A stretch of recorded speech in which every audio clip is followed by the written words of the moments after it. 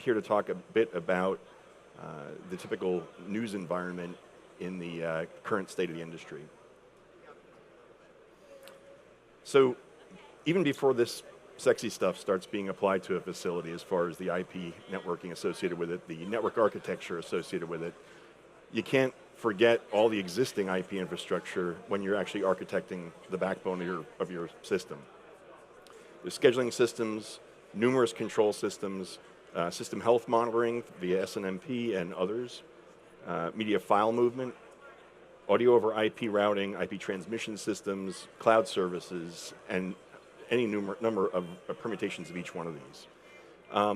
When you apply it to the news bureau environment, and I say bureau as opposed to network ops facility because it would be something where the facility is has a contingency, has a requirement for connecting to a mothership. Each one of these systems ends up being having to have network segments that are architected and crossed over that also have to be able to exchange with a network facility. So there's a lot of considerations there as far as security and connectivity. First off, traffic systems. At this point, being a linear traffic environment isn't enough. There's over the top, there's scheduled delivery of files, there's VOD. Each one of those instances, each one of those situations needs to be addressed as far as how they're going to escape the facility, how you're going to be able to store it, how you're going to be able to manage things, playlisting things.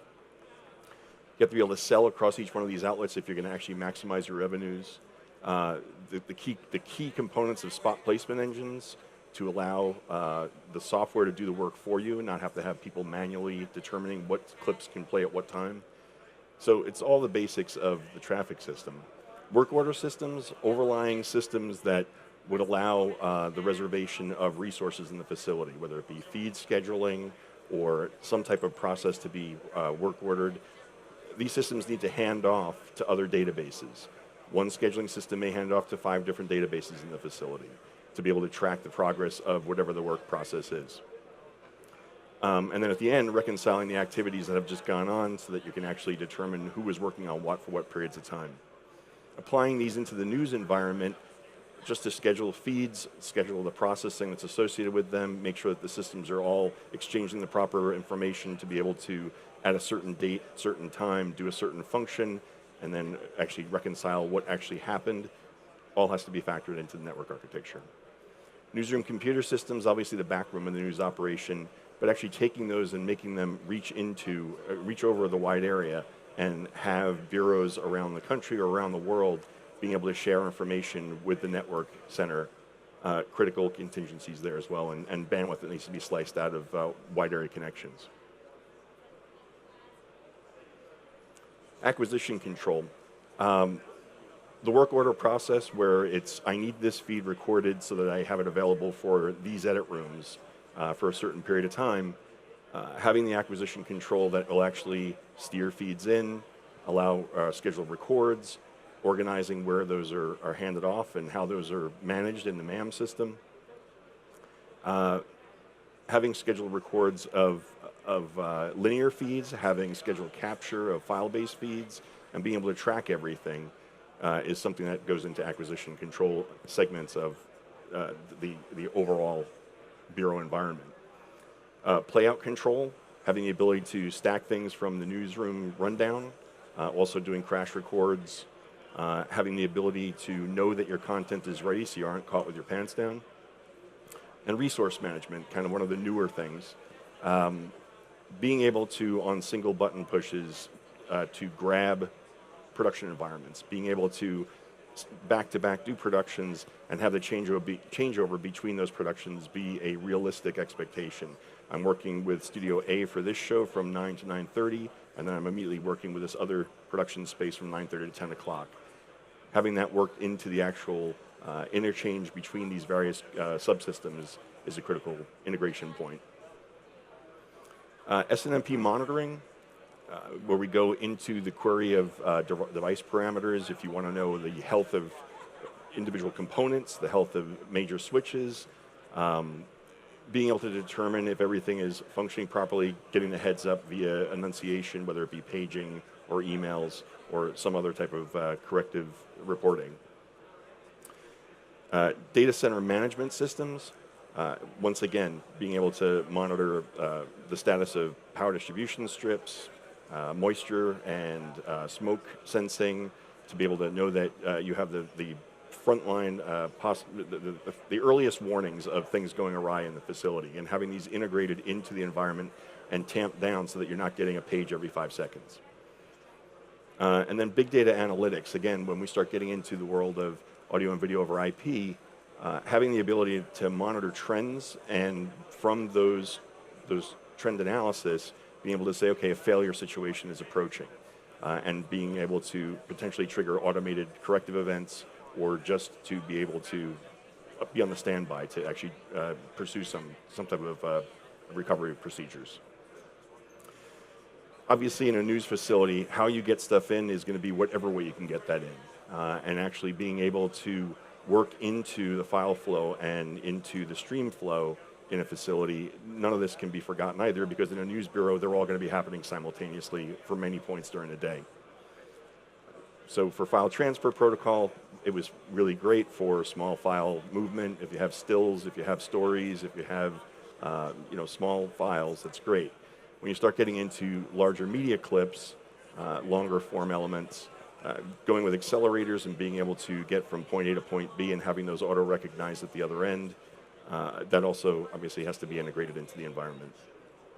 And then orchestrators, when we start getting into virtualized environments where audio over video is streaming around, and there are processes that are available in private or public cloud environments, being able to orchestrate how something is actually processed, QC'd, and delivered from the field to whatever the ultimate destination is, that has to be factored in as well. Now we start getting into the things that most of the guys here have been talking about. I'm not going to dwell a lot on it, but obviously coming from the 22-6 and going into the 2110 environments, just about every other talk has kind of dealt with that. That's the booth we're at. I'm not going to touch on it too much. But IP transmission systems, again, we've gone through the acquisition side of things, going to the production side of things, and now we're into the delivery mechanisms. Being able to stream media, whether they be for webcasting or IPTV or OTT systems, having the ability to manage each one of these outputs and being able to cross these across the wide area so that you can create a subsystem at one location and potentially at all of your bureaus be able to take advantage of that, and the cost effectiveness of that is obviously apparent. Multiple network type media transport platforms, connecting facility A to facility B, bureau to network center, having the ability to utilize multiple transports, MPLS, ATM, whatever it might be, dark fiber, being able to get from point A to point B as flexibly as possible, and being able to slice up that bandwidth in a dynamic way is a critical part of actually having that connectivity back between the two. And then wireless IP, whether it be bonded cellular or Zixi or any of the other things, how you get something into the facility is irrelevant. You just have to be able to get it in every way, and quickly and efficiently. Then we start getting into cloud services, where we're now going outside the walls if it's public cloud and inside the walls if it's private, obviously. Content management systems, the available things available on Azure, things available on AWS. Storage was obviously the first thing that a lot of people had been utilizing. We start getting into transcoding services in content management systems and virtualized application servers. There's even in the cloud production environments that we're seeing as well. Cloud playout, obviously all the vendors being able to translate their master control and branding systems into web services, and hosting those, whether it be in-house or in the cloud, doing the financial analysis to determine which way is the best way to do it, and the risk management side of things to be able to determine that. Each one of those may be applicable to the facility, might not be applicable to the facility. And then again, production environment, production in the cloud, where potentially at an event, being able to encode at the event and be able to integrate that into a cloud-based or a private cloud-based production switching environment with multi-viewing back at the facility, each one of these things is going to carve up bandwidth, and each one of these services is going to require certain quality service.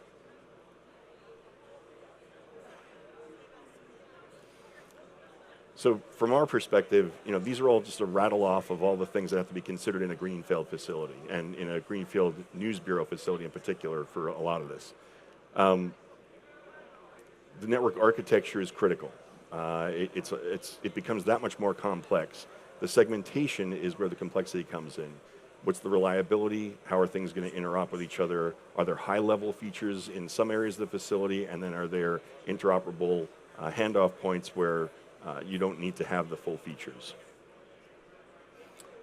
Risk management and governance, the reliability of the links.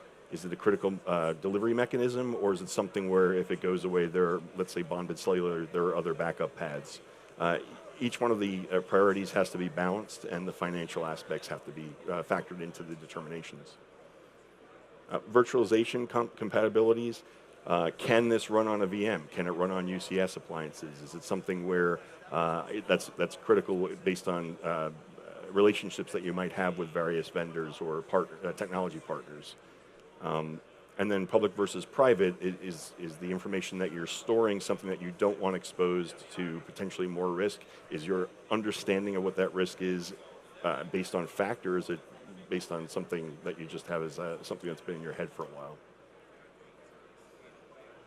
And then the ability to, once you do decide to go into the public cloud, to architect the resiliency that's appropriate for your use case. Are you able to have multiple carriers? Are you able to have multiple service providers? Are you able to have auto failover in the cloud? And what are the costs associated with each? So I kind of whizzed through that, but it's really, from an integrator's perspective, it's like these are the things when we walk into a new facility design, it's a balancing act. Each one of these things is part of the facility, and again, before you even get into the intricacies of the new emerging technology, all this has to go into the network architecture and the plan for how things are segmented and how they are firewalled against each other and security aspects. So that's what I have. Again, there's a whole bunch of things that are coming up next couple of days. I was actually in one of the rooms for most of the morning, so keep on coming to these things.